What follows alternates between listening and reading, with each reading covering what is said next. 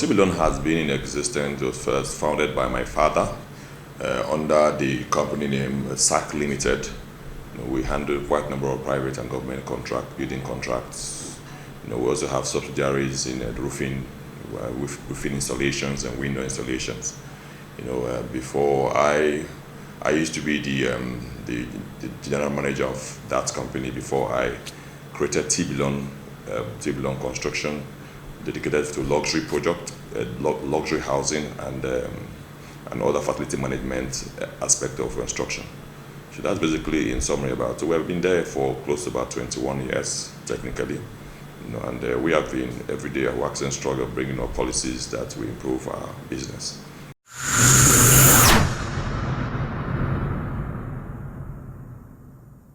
The first thing you need to do first is identify the choice land or the location.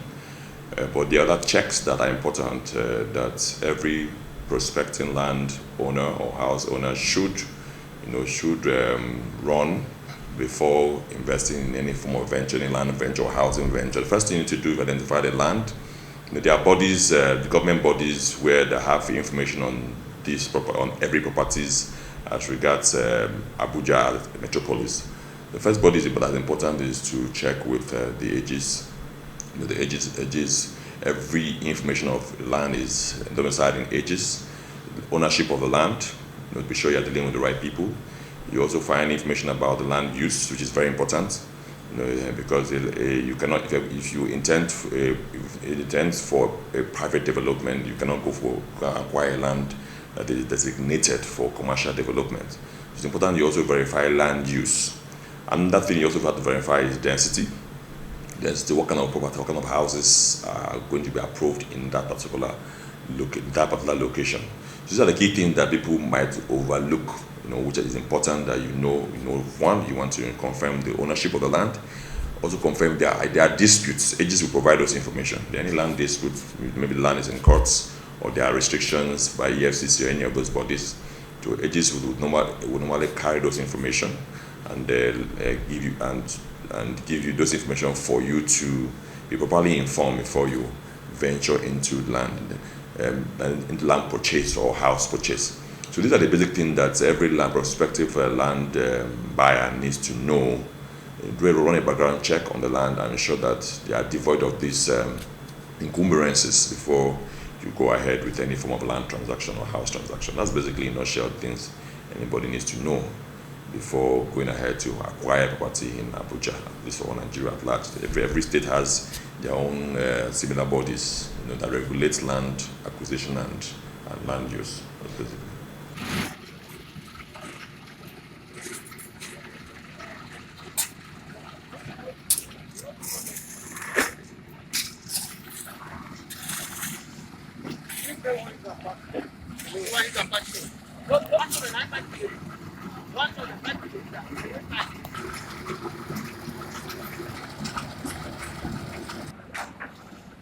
No, housing everywhere in the world is expensive. Honestly, I don't think it's different from what you have in the Western societies.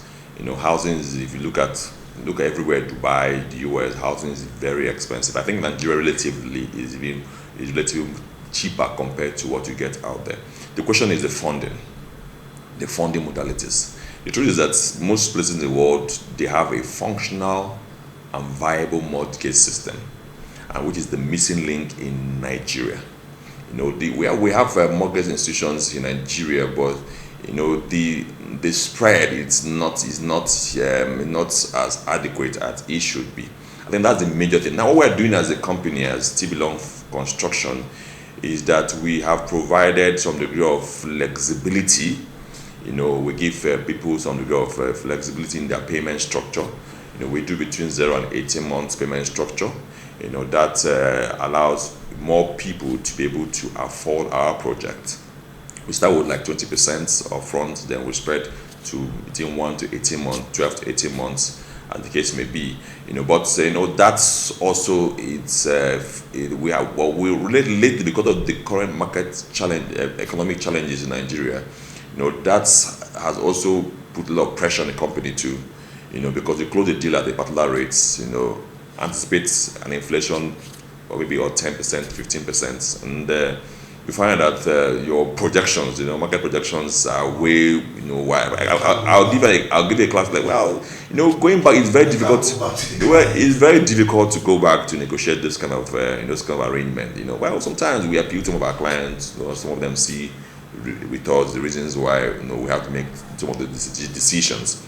Example, give you a class example is that 2 years ago cement was going for 2,000 naira, 2,002 a bag, and currently I'm talking to you right now, cement goes for 3,950, 4,000, 4,001. That's close to about 100% increase on the costs of cement that it is. Now imagine that you close a deal then and you are projected your inflation 15-20%, and look at where it is. Yes, it's short for yet 5% on just yet, and it cuts across every building material. Most of them are going to a 100% increase on the rates.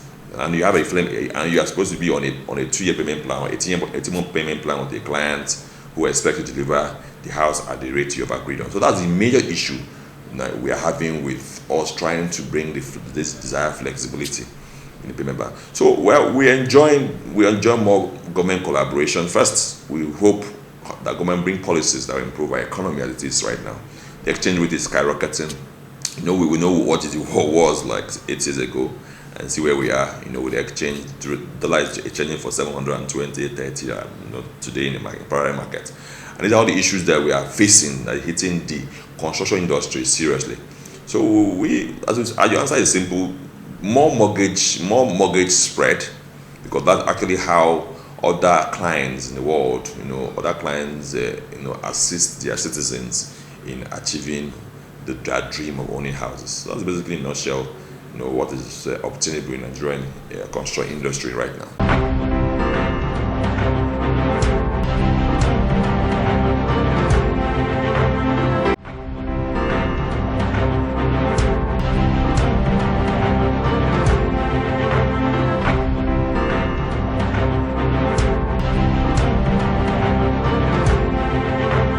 I wouldn't say that we are not doing our bit. We are doing our bit. The question is implementation. Government policies and political will to implement these things. We are doing our bit. We have different platforms pushing for these policies. Well, the most important thing that must be addressed is funding. And there are no new systems in the world. All we just need to do is copy what is working in every other clients and apply them. The major issue is the mortgage system.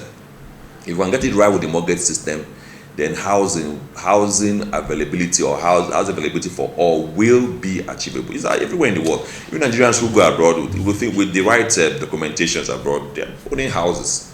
All you have to do is a down payment of a few percentage of the housing, and they spread out another 30 years. So the major thing is availability of the mortgage system. The issue that we as private investors, private developers, we cannot do more than 18 months, maximum 2 years. Okay, so it's the government who can provide that window, that 28 years window. We can't do that as a private developer. Okay, no private developer can provide that kind of services as it is. Okay, so it's still the government who has the ability to provide that window. The truth is that the same houses that you can afford in 2 years, give me a 30-year payment plan. Come on, you should be able to afford it. So that's the major issue that has to be addressed head on. The widespread of the mortgage system as regards housing. That's basically.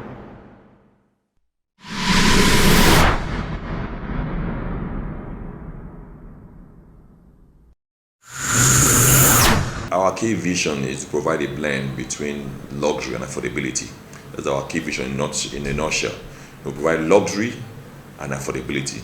And the key focus, our key driving force is to help people achieve their vision, their goal of owning their own houses, with a tinge of luxury in those houses. That's basically in summary. Honestly, if you look at, we cannot as a nation thrive effectively if we do not assess the potential in the African market. Right now, the intra-African market is about 5%.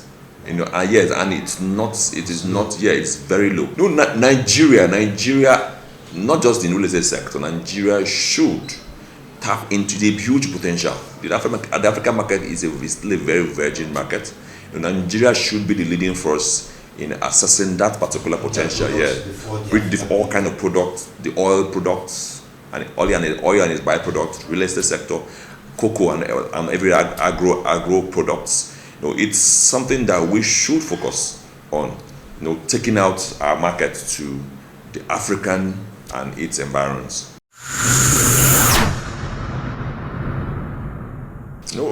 For land repossession problems, there are other factors. There are factors, example, like overriding public interests, the government facilities around the effect of erosions and all that in land that are previously been allocated and all that. So these are the genuine concerns that can contribute to land repossessions. The other factors are some like double allocations. These are administrative problems that could warrant people having to lose lands, or based on either they were double allocation in land prior to the index person acquiring property and all that. So these are examples of causes of land repossessions. Now let me talk more on building collapse. It's multifactorial, but I'll address two key factors that are responsible for building collapse. One is the economy.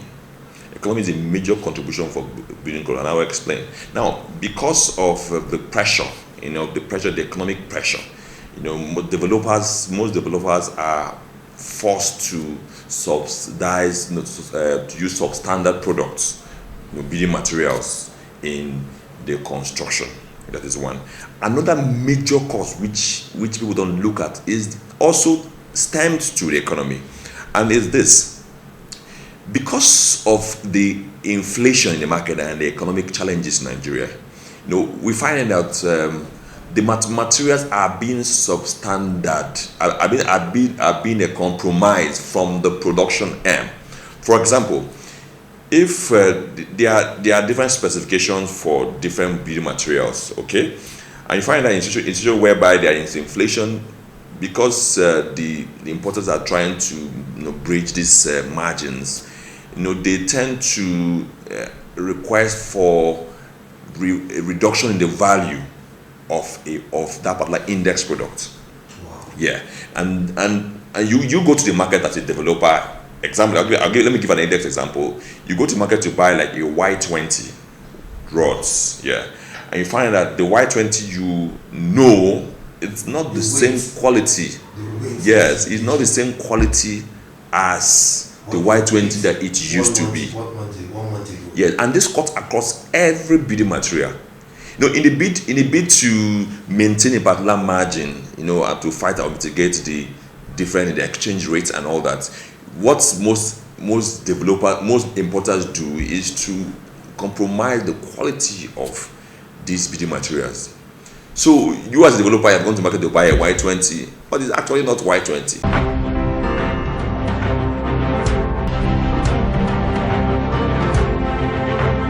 I wouldn't say what they're not doing enough. I think they should do more. I believe they're doing a bit. I believe they should do more to ensure quality control. That is one. Then for the other one is the role of the building inspectorates. Okay, yes. Because for every building, I believe Abuja is doing quite well, because the weather control agency in Abuja is doing very well, related to what I know, the market I know, because they are everywhere ensuring that people maintain standards and all that.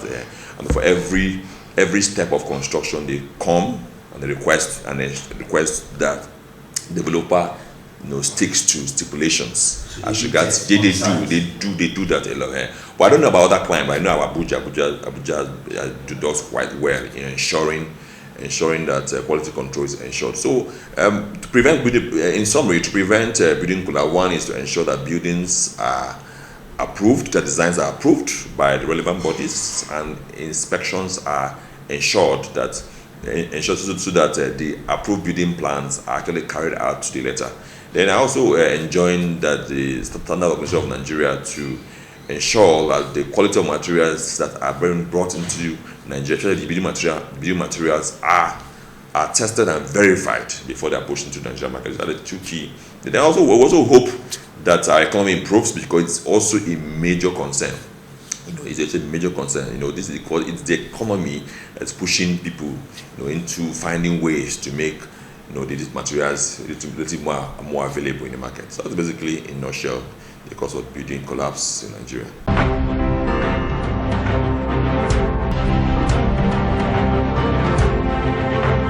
You find that because of the poor mortgage system we have in Nigeria currently, okay, the number of people who should own houses do not have what it takes to own houses, and that, of course, is inversely affecting the contribution that the real estate sector should have or should contribute to the Nigerian GDP. Nigerian GDP right now is about 440 billion US dollars, about 45 trillion naira, and currently the real estate sector contributes just, in fact, the last quarter of 2021, it was just about 5.8%. And the last review, first quarter of 2022, is just about 4.8 as a fraction. Yes, it's like a slight drop in the GDP. And if let's look at other societies, like the US, the real estate sector contributes about 17% to their GDP. Yes. The UK is doing about 7% or thereabout and all that. So it's, I believe, if this issue with funding is addressed, I believe the real estate sector is going to contribute more to the GDP of Nigeria currently.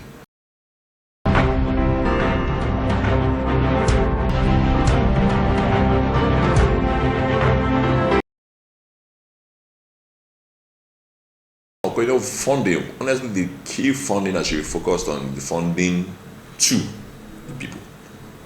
Yeah, to the people. Because if the people can afford the houses, it will end up to the developers.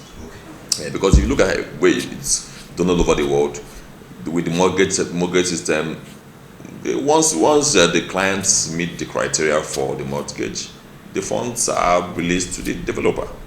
Okay, so that's basically it. But the most sustainable is funding to the people.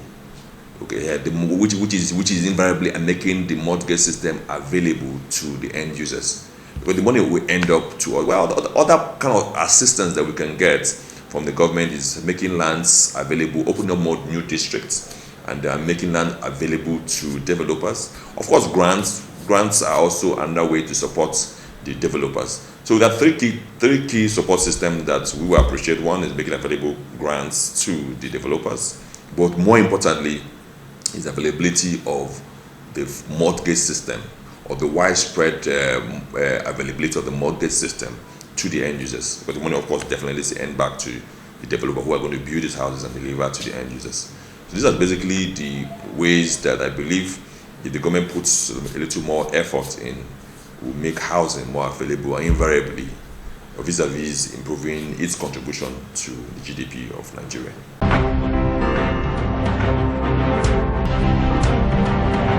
Yes, safety is something we pay attention to. Even from our construction, we maintain the safety measures as stipulated by the Environmental Control to ensure that basic safety facilities are put in place during the construction process to ensure that safety is ensured to our workers on site. We use of helmets and all that are ensured in our sites. Then we also put, even our houses, put safety facilities in our houses to ensure that every other house are safe.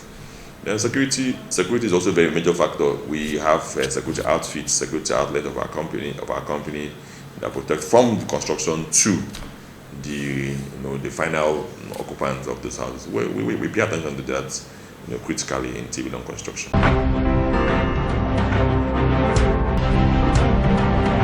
Yeah, though you see, our focus mainly is one of our key mantra is to provide variation in properties, at least within Abuja metropolis. And what we are doing is that we try to, because people connect to different areas, for different reasons. So we have property literally in almost every part of Abuja. We have in Mabuchi, we have in Jahi, we have in Katambe, we have in Guzape, we have in Gariki, and so we try and put a bit of our property everywhere for people who have a different connection for maybe children's schools, churches, and mosques, and all that. So that's basically what so we have apparatus cuts across every part of Abuja currently.